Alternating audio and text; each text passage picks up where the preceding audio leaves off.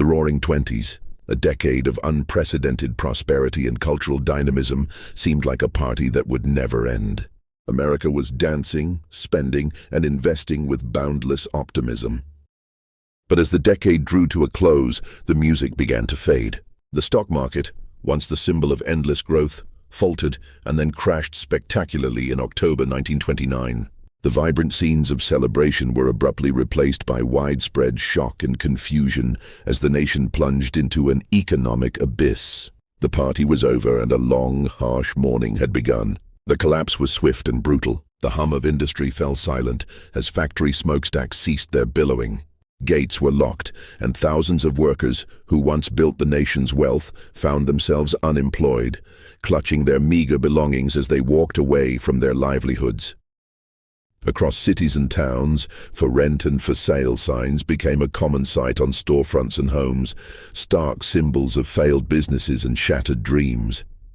The very engine of the American economy had sputtered to a halt, leaving a trail of devastation in its wake. Survival became a daily, desperate struggle for millions. The sight of long queues became a defining image of the era, not for movie tickets, but for a simple loaf of bread or a bowl of soup.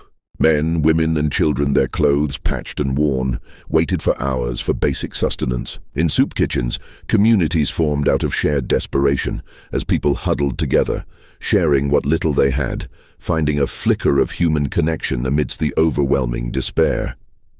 Poverty spread like a contagion, leaving entire populations in a state of despair.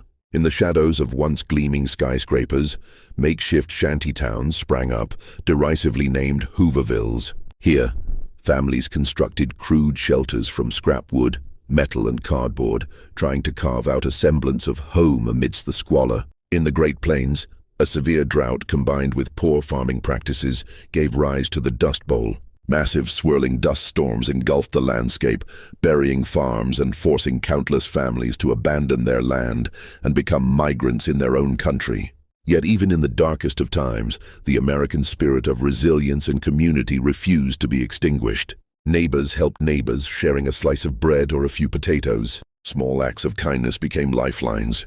People gathered in small groups, not just to share resources, but to offer comfort and a listening ear, reminding each other that they were not alone in their struggle.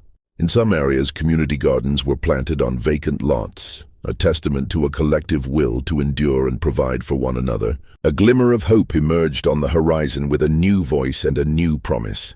As families gathered around their radios, they heard President Franklin D. Roosevelt's reassuring fireside chats, which offered a sense of direction and a plan for action. His New Deal programs began to take shape across the country.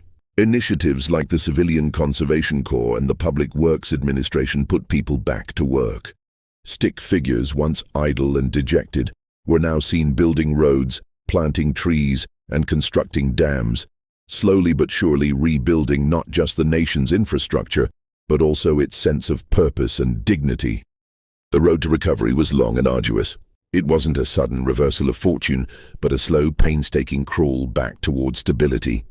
Factory whistles blew once more, and the streets slowly filled with renewed activity.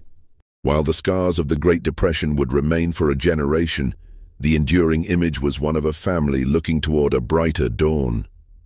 They had weathered the storm, their spirit tested but unbroken, ready to face the future with a hard-won sense of hope.